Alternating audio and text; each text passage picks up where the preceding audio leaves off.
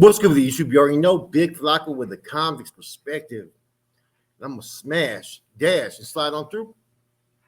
A little bit of energy, man. I hope everybody's having a wonderful day, positive vibes, positive inspirations, man. The New Year's started a little bit questionable, but man, we back on track, man. We're gonna be doing big things on this channel, man. So please hit the like, subscribe, comment, do all those things to help support the channel. The channel's been starting off good this new year. Let's continue that trend. So I'm gonna talk about something that's I'm gonna do a profile, kind of like a profile experience and whatnot. My profiles, I'm not gonna go into the extensive thing as far as every detail of their life. I'm gonna go into my experiences with them, my knowledge of them, and my interactions with certain individuals from time to time. And this individual, played a very pivotal role in my influence, my educational attainments, my street functions, and every facet of who I started to become as an individual, not only within the lucha, but working for the O. Okay, so that's Carlitos Terrazas.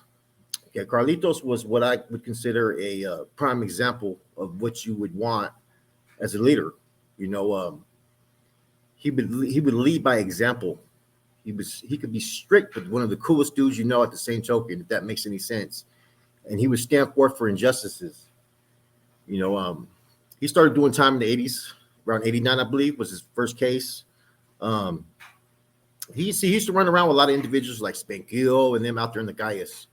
A lot of them, he grew up in the McLaughlin Street area, was basically neighbors to the Spankio, the brothers, families, everybody knew each other, that whole circle right there, man. And Carlitos was like any other person. He's originally from Mexico, you know what I'm saying, but grew up out there in San Jose, started banging Norte, and he did it at a full level. He didn't have step it. His cases are he caught two cases behind the walls. One when he stabbed the individual, Pepper, on the fourth floor. Then the other time when he stabbed his celly. Caught a bunch of time over all this. I think he did a total of maybe close to like 12 years in time just for these movidas. So he wasn't just one that just would ask someone to do a hit or was worried about his position or his status. He's one that actually led by examples, and I've seen that with my own eyes. And he's one of the ones that I think had a very huge impact. You know what I'm saying? And so eventually he ended up in the Bay. He just went to different prisons at that time. San Quentin and all that, the whole oils and Solano and all these different prisons, but got validated, of course. He knows basically all the same individuals all throughout that time era. You know what I'm saying? I think he was recruited around 91, around that time, around the time of the indictments. He was already functioning out there in the Gaius during that time frame with crew, under a crew. Eventually he ends up in the Bay. And see, this is the type of character he was. Okay, he was in C5. And at that time, you had James Cornel Perez and you had Puppet from Saho, right? George Franco, Celis. And at that time, Cornel was a captain, and he also had that C5. And I think Puppet was running C5 for him. If I'm not mistaken, But pretty much it was Cornel that was running it. And when he got there, he seen a lot of homeboys were without certain hygiene, weren't going to the store. They weren't seeing any benefits and stuff, and he got into it with Cornel and Puppet over this. And, Carlitos is always one of those ones that he always stood forth for what was right. And I remember he submitted a report, I heard, on Cornel, that how are soldados going to be making sacrifices coming in here, not even having shower shoes, while this dude has 20 magazine subscriptions. I guess that complaint was filed, it was heard, and they pretty much took most, if not all, of Cornel's subscriptions, I heard. Now that's always going to have a bad taste, what I'm saying, as far as it left in someone's mouth, just like he was there, he stood against some people that were very influential, and he spoke out against that, what I'm saying. He was always one of those ones to speak out when he thought it was right. So he was not always your most, amongst the organization, he wasn't always your favorite C because he spoke out. Like he had issues with someone who ended up having a position that was siding with Copas, but Copas was deemed no good. You know what I'm saying? When the individual at the base said, let the door be the bell, when he said. He was wondering how he got cleared years later. He's the one that speaks out. You know what I'm saying? It's kind of ironic. We're going to get to the next part when we get into my experience with him. So he ends up getting to Corcoran. He's in C5. I think I forget where Wino and Tex Marcellus for a minute, and Wino gets transferred to Corcoran. Wino was supposed to be taking over the position of the streets at that time, right? And Carlitos was delegated to the RC. Now, Wino was a captain, okay? Carlitos was a lieutenant. And so everything that had to do with the NF, the organization or whatnot, you basically had Carlitos that was in charge there, but you had Wino that was there overseeing a lot of it. You know what I'm saying? But they both ran good operations. You know what I'm saying? They took care of every homeboy got there was not without. You know what I'm saying? And Carlitos was never favoritized, whether you were Northerner, Norteño, or C. You were going to have to follow the same procedures that he set forth for everybody, and he was going to live up to those expectations. You know? And I get there, and I'm there. I bounced all over the place, right? I was in every shoe unit. I was with like Chilo and Suave. We ended up opening up 3 left for a minute. Then they moved me out. They all got moved out. I'm there by myself, and I come back, and then Chilo's there. And, you know, I'd gone through the recruiting process basically from way back in the days and stuff, you know what I mean?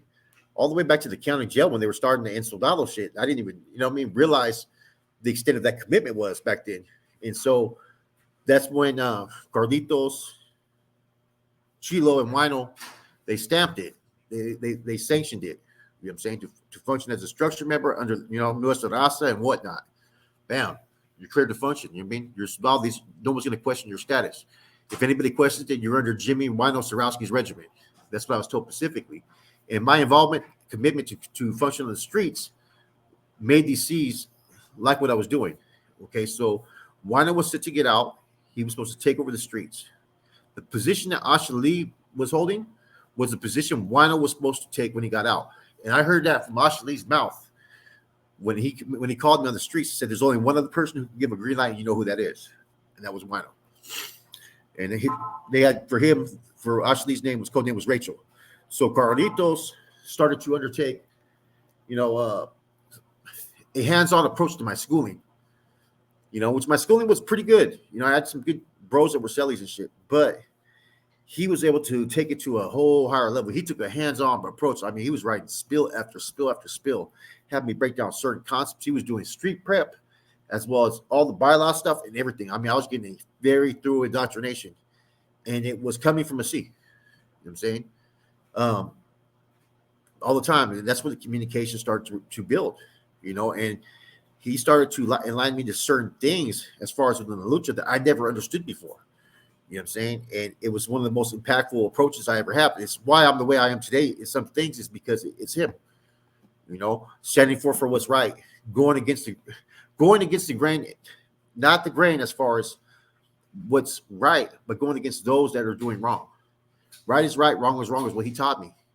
And if you don't stand up for yourself or anybody else, then your honor and integrity doesn't mean shit. He didn't teach me none of this cutthroat shit. He didn't teach me none of this fucking politicking or backstabbing. I didn't learn none of that from him.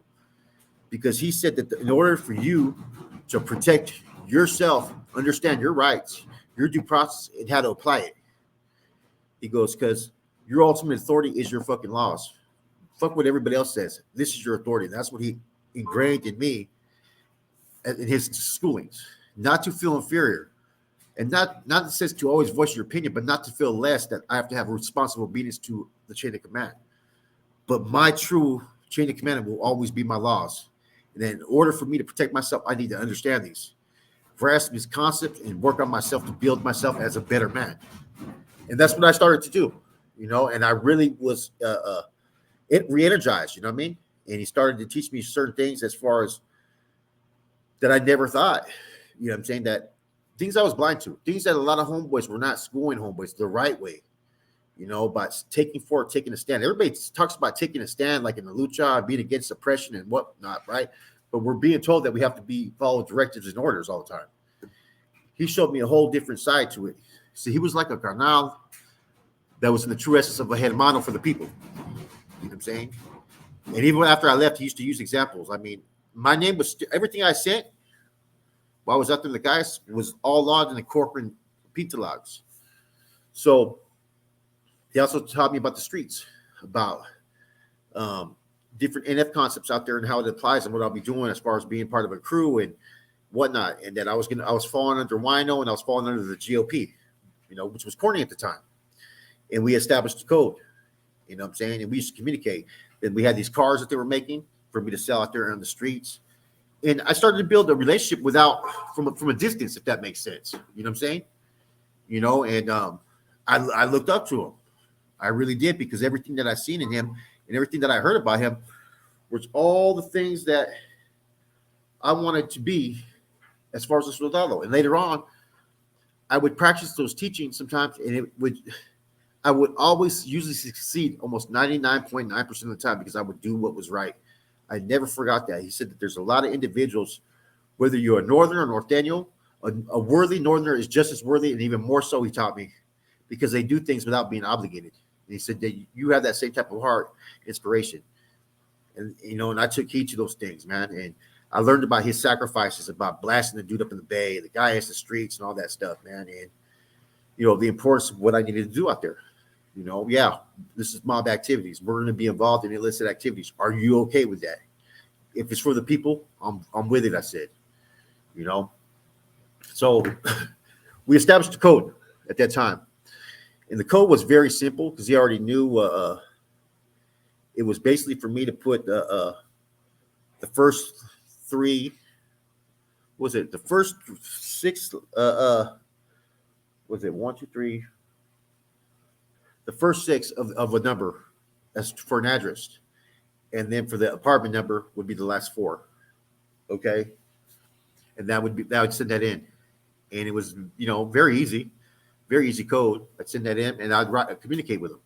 I would send them money, maybe like every month, every 2 months, I'd send them a little something, you know what I'm saying? And I would take care of business out there. I'd be giving money sometimes from to send in to Corcoran from Robert Chico Rose, even though there were some issues, but I guess he didn't want to have to deal with them. You know what I'm saying? And Carlitos is the one that directed me to function under Ashali, Daniel Hernandez. You know what I'm saying? And,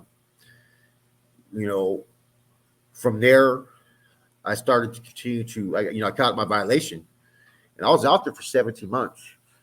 And about over a year of that, I was functioning on the streets, pre-Black Widow, post-Black Widow.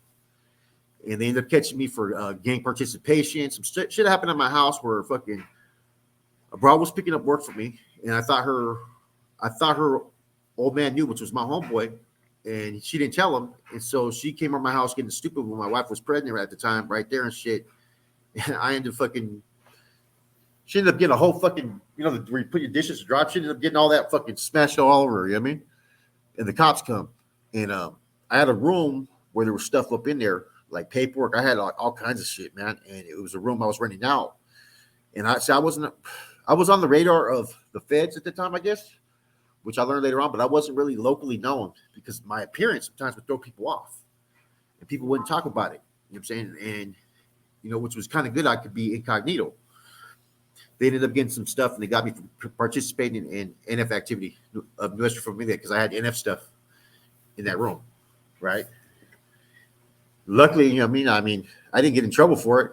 I submitted the paperwork, but I don't think anybody knew what to do with it when I got there. So I got there, I get to Quentin, I get with Weichel. And Weichel was one of the persons that we were looking to locate out there in the streets. And so I started chopping up with him. He's another one that had a huge impact on me.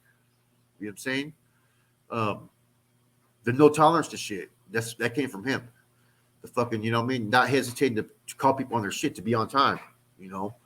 There was things I learned from him that were good qualities, and there were some negative qualities I learned from him. But Weichel taught me a lot, man. You know what I'm saying? And he was one of those dudes that had me on eggshells sometimes, because he'd be on my fucking helmet. Real talk, man. But he'd be on everybody's helmet, man. That dude was brutal. I've done a story by him before. I got a lot of love for him, both these guys. And it's funny how both these guys don't really get along. But anyways, so he tells me about Carlitos and Wino. Now, I'd known about Wino that there had to been something, because when Wino got out there, he tapped in with me. And he came to see me. When I met him, he said, I'm an NF captain. He goes, I'm going to fucking recruit you as a C. I'm going to do all this shit. We're going to start the process. Man, what you got going out for us? How can you help? You know what I mean? I'm going to hook you up with powder. I mean, he gave me powder from Salinas' number and this C's number. And I'm like, okay. And then so next thing you know, he asked for some work. And so, okay, yeah. Well, first I sent word what he said. He said, tell them the swollen eagle had landed, which was a code word for him. And that was to go to Corning.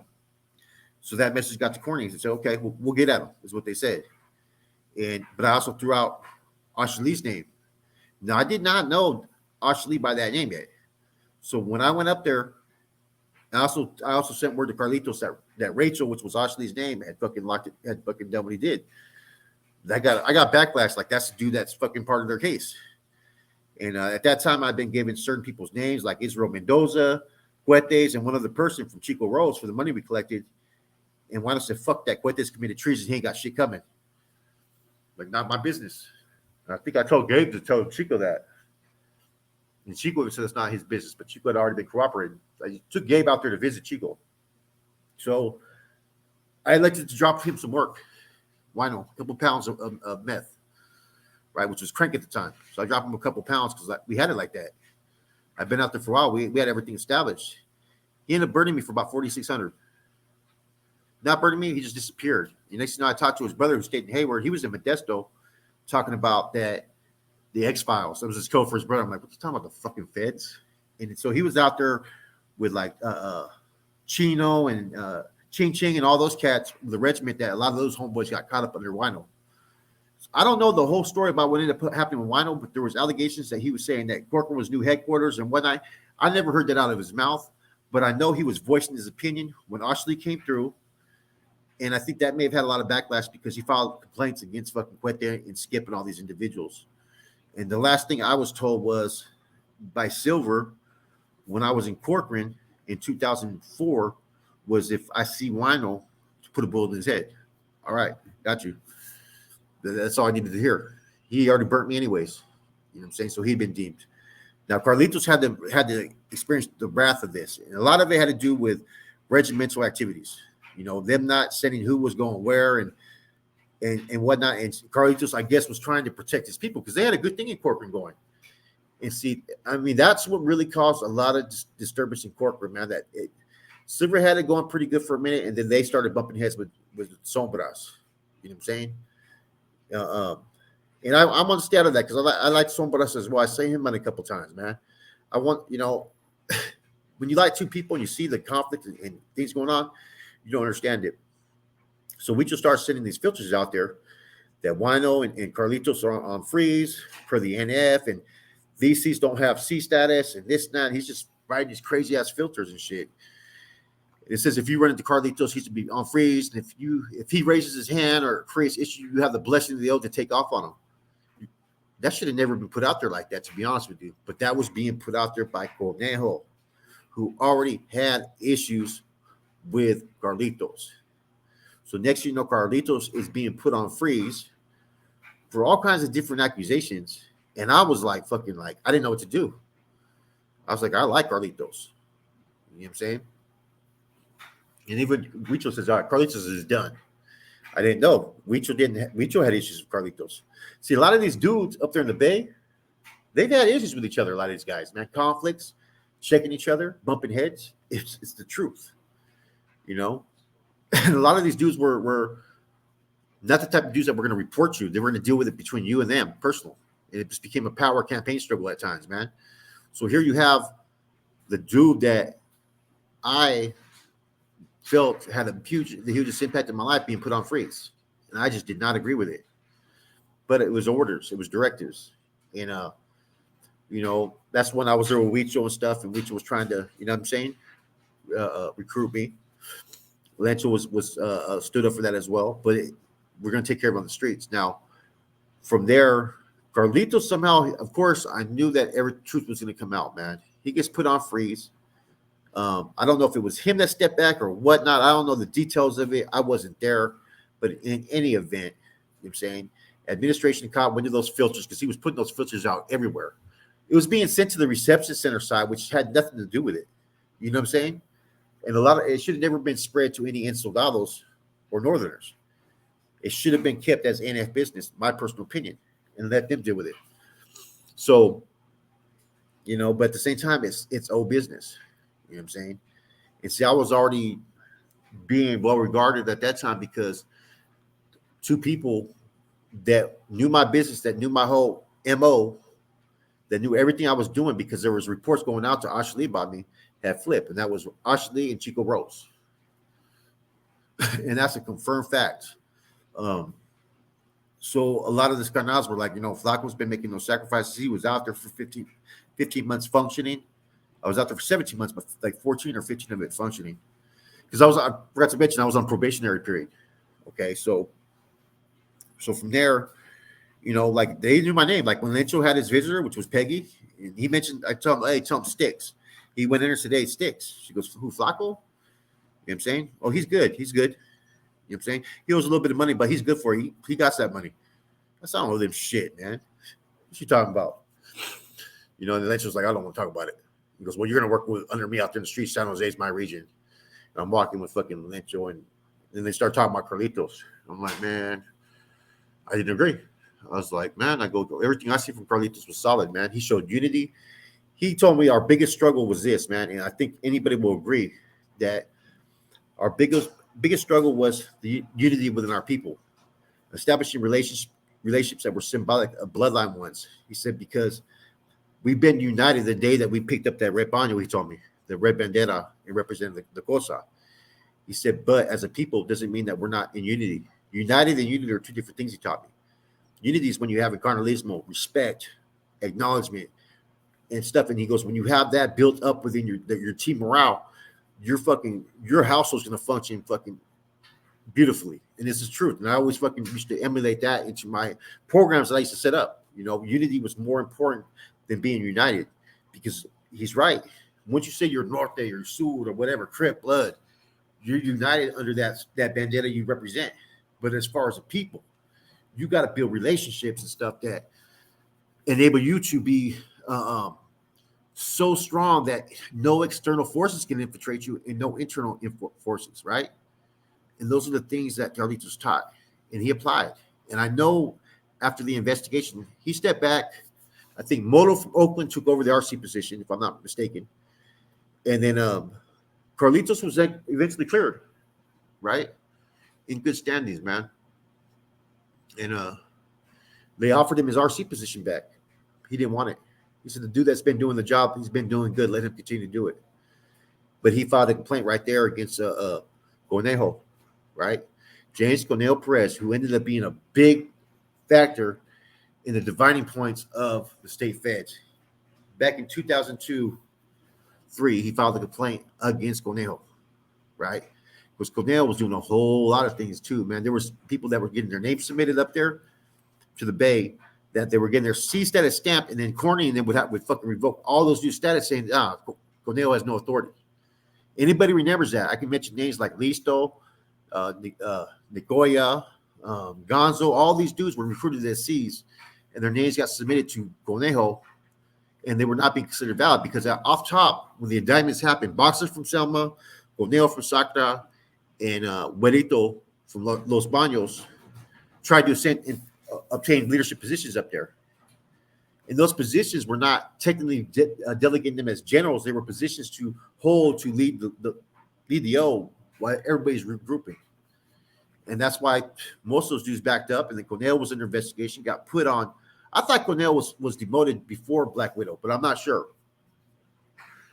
Either way, the impact of Black Widow is basically you had all these people who were captains who were either put on freeze or fucking indicted. And see, from there, you're really supposed to have a vote. Every Cat 3 is supposed to be eligible to vote, from my understanding, on any of these matters.